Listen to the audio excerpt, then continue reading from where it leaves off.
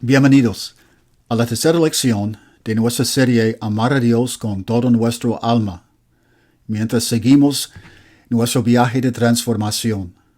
Hoy el estudio se llama Nacido de Nuevo. En el estudio anterior descubrimos que aunque nuestro espíritu tiene un solo deseo de vivir una vida transformada en la imagen de nuestro Padre Celestial, practicando el amor incondicional, ese deseo único de nuestro espíritu tiene que competir con los deseos egoístas, grabados en nuestras memorias de cerebro, de tantas experiencias que hemos tenido viviendo una vida egoísta en nuestra vida. Ahora, para poder motivarnos a vivir una vida de amor, motivando nuestros pensamientos y acciones y reacciones hacia el amor, nuestro espíritu tiene que tener fuerza y energía que viene solo de la presencia del Padre para poder crear nuevas conexiones y nuevas memorias en nuestros cerebros a base de la experiencia de practicar el amor incondicional y sentir el gozo de la práctica. Pero descubrimos que no podemos tener éxito afuera de la presencia del Padre. Dependemos de Él, y sin el Padre, sin su presencia en nuestra vida, estamos muertos y perdidos, como el hijo perdido. Es lo que aprendemos de la parábola del hijo perdido. ¿Se acuerdan de él? Que el egoísmo había arrasado su vida, quitando todo lo que tenía. Y por fin, cuando había llegado al fondo y se recapacitó y decidió regresar con su padre, regresó de una manera muy distinta. Cuando llegó a la casa, aún su apariencia era muy distinta que cuando se fue de la casa, porque llevaba en su cuerpo, en su persona, las marcas de la tragedia del egoísmo. Imagínese cómo el padre podía haber reaccionado con enojo, rencor y amargura, pero no. Corrió para amarlo, corrió para abrazarlo, besarlo, y le perdonó. Y lo restauró como hijo de nuevo. Tanta gracia y amor tiene el Padre para el Hijo. El Hijo fue transformado allí mismo en la presencia de su Padre para ser un hijo de nuevo. La reconciliación reemplazó la separación que sentía. Estaba vivo ya, porque de nuevo estaba viviendo en la presencia de su Padre. Es como si hubiera nacido de nuevo. Y nosotros también, en nuestros espíritus, ocupamos la vida, la energía, la fuerza que viene del Padre Celestial, de su presencia, para poder seguir transformándonos. Y Jesús nos está presentando una perspectiva muy distinta que la fe que tenían sus antecedentes en otras religiones. Y es muy distinta que la fe que muchos siguen hoy en día. Porque Jesús estaba diciendo que podemos acercarnos a Dios no por rituales y ceremonias, sino por llegar a seguir una vida transformada en la imagen de nuestro Padre, en la imagen de nuestro Creador. Entonces, en la relación que tenemos con el Creador es una relación transformadora. Entonces, sabiendo que no podemos tener suficiente energía o fuerza para poder batallar contra los deseos anteriores del egoísmo, sin la presencia de Dios, nos da una pista, la parábola del hijo perdido, de lo que va a venir. Ahora consideramos otra plática que tuvo Jesús, la plática que tuvo con la mujer samaritana. ¿Se acuerdan de ella? En Juan capítulo 4. Jesús había venido a una ciudad, a un pueblo en Samaria que se llamaba Sicar. Salió de la ciudad para ir a un pozo de agua, donde quería encontrarse con una mujer de la ciudad que iba a venir a sacar agua. Ella no conocía a Jesús, pero Jesús sabía que tenía ella una pregunta muy importante, que la había estorbado por mucho tiempo. Y cuando llegó la mujer, Jesús le pidió agua y se sorprendió a ella, porque Jesús era judío y ella es samaritana. Y sabía ella que los samaritanos y los judíos no se llevaban bien.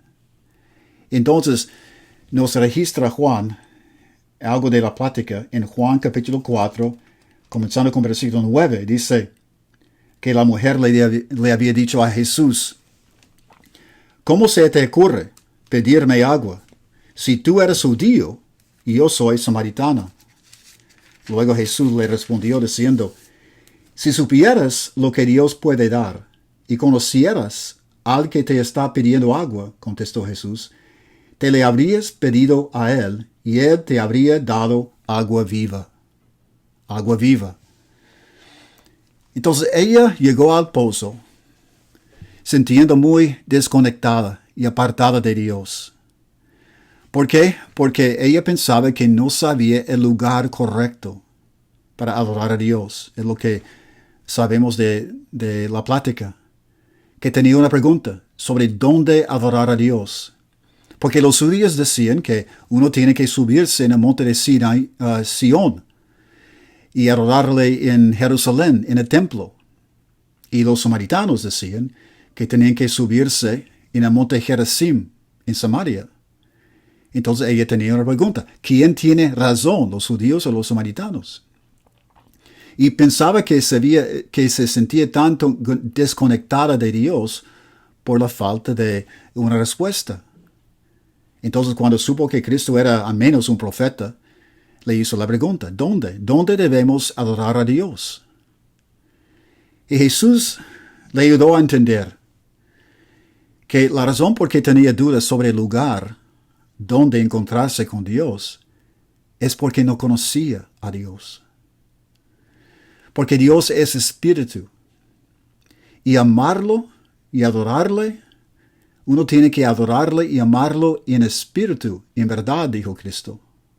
En espíritu, en verdad.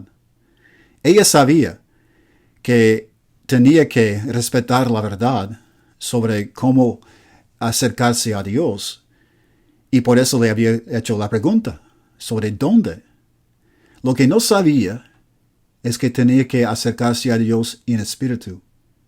Y que en verdad, para encontrarse con Dios, el lugar era su espíritu, en su espíritu, espíritu a espíritu, con el espíritu de Dios. Si somos comprometidos a vivir en la imagen del Padre. Pero para vivir en la imagen del Padre y amarlo con todo nuestro alma, ella necesitaba agua viva para sostener su espíritu. Tenía sed. Se sentía vacía también. ¿Por qué? Porque estaba apartada de Dios, en un país lejano, adorando a Dios por medio de rituales y ceremonias. Y no sabía que tenía que vivir una vida transformada para acercarse a Dios. Y viviendo en amor, podía tener comunión con Dios, quien es amor, en su espíritu. Entonces Cristo le dijo que tenía que recibir agua viva para sostener su espíritu, para darle la fuerza que ocupaba su espíritu. Pero ¿a qué se refería el agua viva? Juan nos contesta esa pregunta en Juan capítulo 7, cuando nos registra otra escena de la vida de Cristo, cuando Cristo asistía a una fiesta de los judíos. Y nos dice en Juan capítulo 7, versículo 37 hasta 39, en el último día, el más solemne de la fiesta, Jesús se puso de pie y exclamó: si alguno tiene sed, que venga a mí y beba. De aquel que cree en mí, como dice la Escritura, brotarán ríos de agua viva. Con esto se refería al Espíritu que habrían de recibir más tarde los que creyeran en él. Hasta ese momento, el Espíritu no había sido dado, porque Jesús no había sido glorificado todavía. Entonces, ¿a qué se refería el agua viva? Al Espíritu de Dios, que Dios le iba a dar a los creyentes después de la muerte y la resurrección de Jesús. Entonces, cuando decimos que necesitamos la presencia de Dios y vivir en la presencia de Dios para poder batallar y tener éxito en esa batalla contra el egoísmo. Ahora lo que sabemos es que la presencia de Dios nos viene a través del Espíritu de Dios que puede morar en los creyentes. No tenemos que ir a una montaña para buscar la presencia de Dios. La presencia de Dios nos viene a través del Espíritu de Dios que mora en nosotros. Otra pista que nos ayuda a acercarse más a nuestra pregunta: ¿cómo podemos tener la fuerza y la energía suficiente para poder tener éxito en la transformación? Ahora otra plática, la que tenía Cristo con Nicodemo en Juan capítulo 3. Miremos lo que nos dice Juan en Juan capítulo 3, comenzando con versículo 1 sobre esa plática. Dice: habría entre los fariseos un dirigente de los judíos llamado Nicodemo. Este fue de noche a visitar a Jesús. Rabí, le dijo, sabemos que eres un maestro que ha venido de parte de Dios, porque nadie podría hacer las señales que tú haces si Dios no estuviera con él. De veras te aseguro que quien no nazca de nuevo no puede ver el reino de Dios, dijo Jesús. ¿Cómo puede uno nacer de nuevo siendo ya viejo?, preguntó Nicodemo. ¿Acaso puede entrar por segunda vez en el vientre de su madre y volver a nacer? Yo te aseguro que quien no nazca de agua y del Espíritu no puede entrar en el reino de Dios, respondió Jesús. Lo que nace del cuerpo es cuerpo. Lo que nace del Espíritu es espíritu. No te sorprendas de que te haya dicho: tienen que nacer de nuevo. El viento sopla por donde quiere y lo oyes silbar, aunque ignoras de dónde viene y a dónde va. Lo mismo pasa con todo el que nace del Espíritu. ¿Quién era Nicodemo? Nicodemo era un fariseo. Los fariseos eran una secta muy estricta, muy rígida de judíos, que habían inventado algunas leyes y tradiciones con las cuales juzgaban a los demás y condenaban a los demás que no seguían las mismas reglas y tradiciones. Y era príncipe entre ellos, porque pertenecía a un concilio de judíos, un concilio de 70 hombres que juzgaban al pueblo de los judíos tocante cosas religiosas. Pero también, encima de todo esto, era creyente, creía en Jesús, mientras que la mayoría de sus compañeros eran enemigos de Jesús. Él creía en Jesús. Creía a base de la evidencia, las señales y sus enseñanzas que atestiguaban que había venido de Dios. Acuérdense, tan importante es lo que creemos sobre el Maestro, porque si vamos a obedecer su consejo y su enseñanza, depende de lo que creemos sobre Él. Y cuando nos reta a seguir en pos de Él y haciendo el sacrificio para poner por el lado el egoísmo y seguir amando incondicionalmente, tenemos que confiar en Él como Maestro. Y por eso dice, creemos que es un Maestro que ha venido de Dios. Entonces, quizás Él sabía que necesitaba algo todavía, le faltaba algo, pero no sabía qué. Pero Jesús le podía explicar. Y cuando inició la plática, Jesús simplemente le dijo: hay que nacer de nuevo para entrar en el reino de Dios. Para entrar en el reino de Dios, para estar en la presencia de Dios, uno tiene que nacer de nuevo. Esto le sorprendió a él, a Nicodemo. ¿Cómo puede uno nacer de nuevo?, dijo, ya siendo viejo. ¿Cómo puede entrar por segunda vez en el vientre de su madre y volver a nacer?, dijo.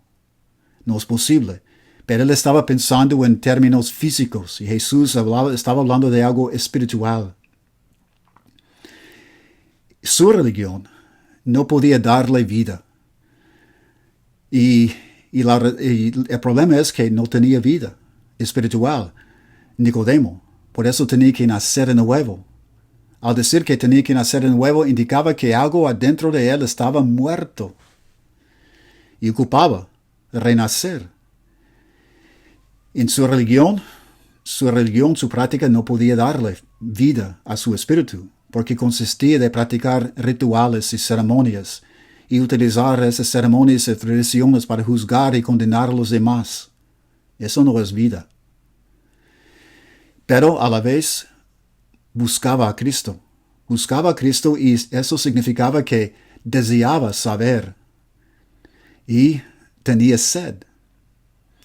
Entonces, cuando no entendía lo que significaba nacer de nuevo, Jesús le dijo, hay que nacer del agua y del Espíritu. O sea que el nacimiento nuevo tiene dos elementos, nacer del agua y nacer del Espíritu. Hablemos primero sobre el nacimiento del agua, o nacer del agua. Porque en el contexto de la enseñanza de Jesús, el agua tenía que referirse al bautismo. Porque Nicodemo, escuchando las palabras de Cristo, habría interpretado las palabras de Jesús así, porque él sabía que Juan el Bautista, por ejemplo, había ido al río de Jordán, no muy lejos de Jerusalén, al este de Jerusalén, para bautizar a muchas personas en el agua del bautismo. Incluso Jesús se bautizó por Juan. Quizás aún Nicodemo había estado allí por el río de Jordán observando todo esto, porque sabemos que muchos fariseos llegaron para observar. Entonces, cuando Jesús dijo que tenía que nacer del agua, pensamos que sí. Nicodemo había pensado en nacer del bautismo. Sabemos que Jesús debía haber platicado más con Nicodemo para explicar eso, pero tenemos un registro muy breve de su plática. Pero el apóstol Pablo nos ayuda a entender más adelante en Romanos capítulo 6 que el nacer del agua sí se refiere al bautismo. Miremos lo que dice Pablo en Romanos capítulo 6. Aquí vamos a leer versículos 3 y 4. Porque allí Pablo explica la relación entre el bautismo y el nacer del agua. Dice, en efecto, si hemos estado unidos con él en su muerte, sin duda también estaremos unidos en su resurrección. Ese es versículo 5. Luego dice versículo 3 y 4. ¿Acaso no saben ustedes que todos los que fuimos bautizados para unirnos con Cristo Jesús, en realidad fuimos bautizados para participar en su muerte? Por tanto, mediante el bautismo, fuimos sepultados con él en su muerte, a fin de que así como Cristo resucitó por el poder del Padre, también nosotros llevemos una vida nueva. Ahora pensemos en lo que está diciendo Pablo. El apóstol Pablo está comparando el bautismo a lo que hizo Jesús. Jesús se murió, fue sepultado en la tumba y el tercer día se resucitó. Y nosotros, cuando nos bautizamos en las aguas del bautismo, cuando nos sumergimos en las aguas, nosotros también morimos. O sea, la persona que éramos muere, porque somos perdonados de los pecados que llevábamos. Y somos sepultados en el agua. Por eso el bautismo tiene que ser una sumersión en agua. Y cuando salimos de las aguas del bautismo, es como una resurrección espiritual. Por eso dice claramente Pablo en la parte final de versículo 4, hablando del bautismo, dice, somos bautizados a fin de que, así como Cristo resucitó por el poder del Padre, también nosotros llevemos una vida nueva. ¿Para qué es el bautismo? A fin de que llevemos una vida nueva. Entonces resucitamos del agua del bautismo para iniciar la vida nueva, la vida transformada en Cristo. Después de la muerte y la resurrección de Jesús, todo esto se aclaró En el bautismo, la persona que éramos muere. Somos sepultados y nos resucitamos para andar en vida nueva, una vida transformada. Llegamos a ser hijos de Dios. Nos restaura Dios, como el Padre había restaurado a su Hijo que había sido perdido. Dios nos restaura también a nosotros para ser sus hijos. Somos sumergidos en su gracia. Somos perdonados. Porque allí en el bautismo somos sumergidos en su muerte, dice. En el bautismo recibimos los beneficios de su muerte. Allí mismo. Y el perdón es necesario para poder vivir una vida transformada.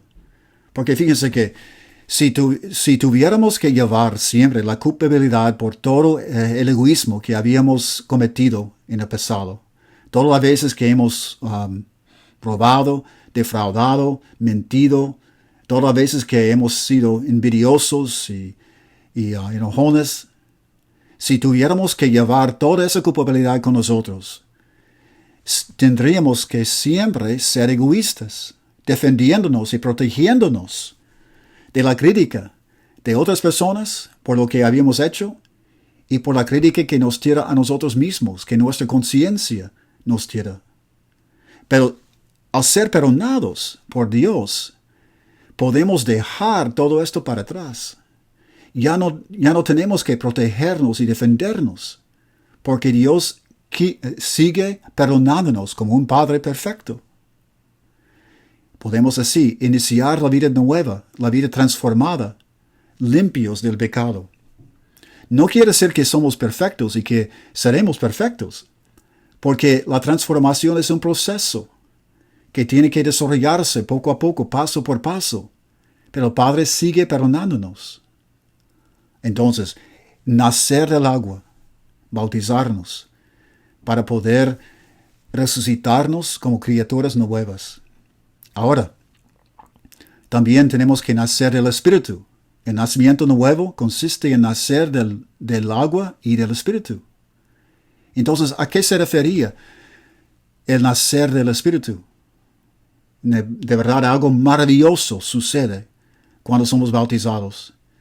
Y Pedro nos ayuda a entender a qué se refiere por algo que dice en Hechos capítulo 2, versículo 38. En Hechos capítulo 2, el escritor Lucas nos registra un sermón que predicó Pedro. Quizás el primer sermón que predicó después de la muerte y la resurrección de Jesús. Lo predicó en Jerusalén, delante de una multitud de gente, y explicó que Jesús había venido a ser nuestro Salvador y Mesías, nuestro Rey. Ellos, algunos de aquellas personas, habían participado de la crucifixión de Jesús, pero Dios lo había resucitado y lo había hecho nuestro Rey y Señor. Y cuando Pedro predicó sobre esto, la gente se convenció y dijo, ¿qué haremos? O sea, ¿qué haremos para ser perdonados? Y Pedro les contestó diciendo en Hechos 2:38, arrepiéntense y bautícense para perdón de los pecados y recibirán el don del Espíritu Santo. Arrepentirse, o sea, cambiar de idea.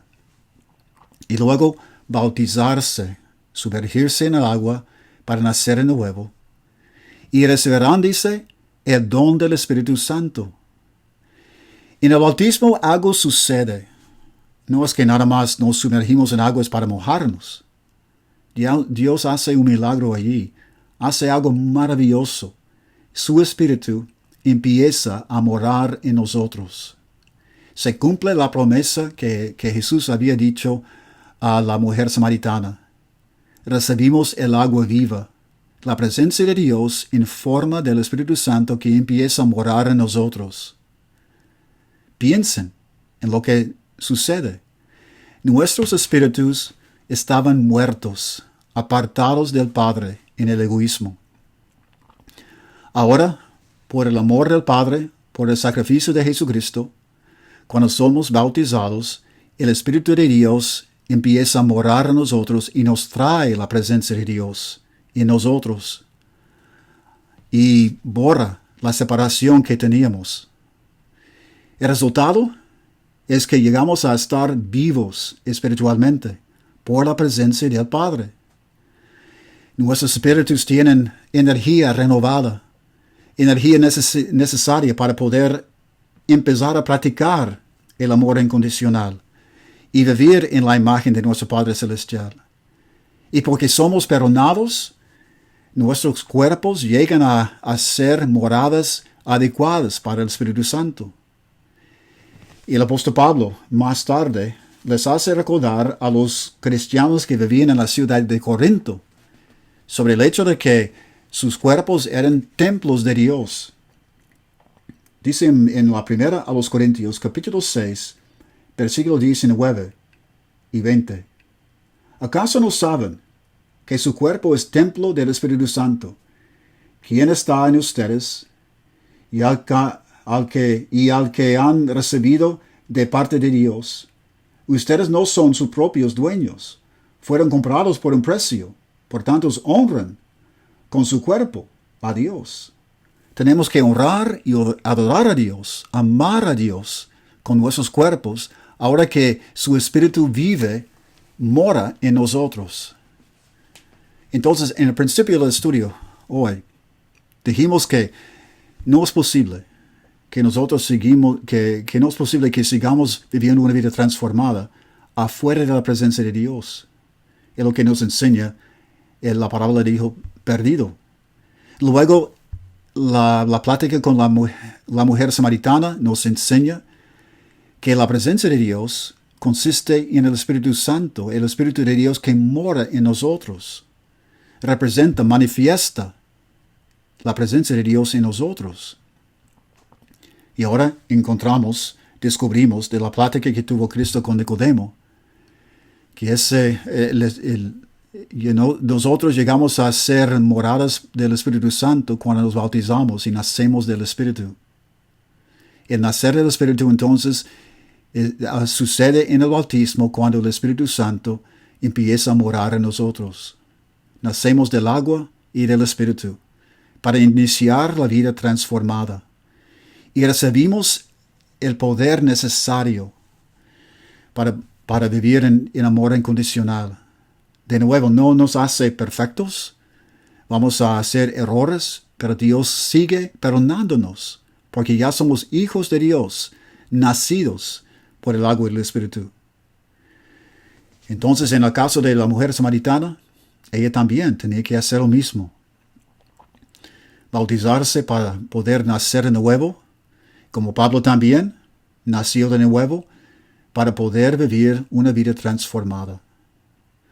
Ahora, en el próximo estudio, estudiaremos sobre más ayuda que nos brinda el Espíritu Santo, quien mora en nosotros.